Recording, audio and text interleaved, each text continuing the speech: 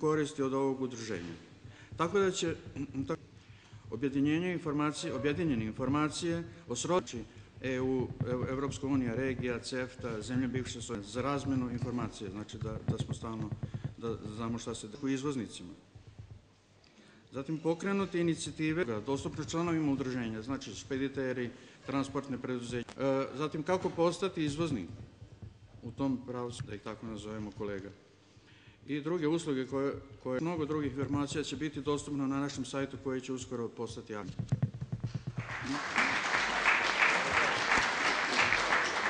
Agreements or other.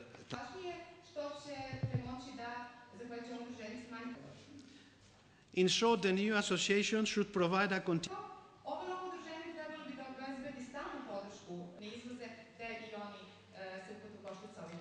to ensure economic growth and employment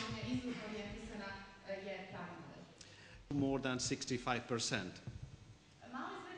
New funded projects, we believe, have made a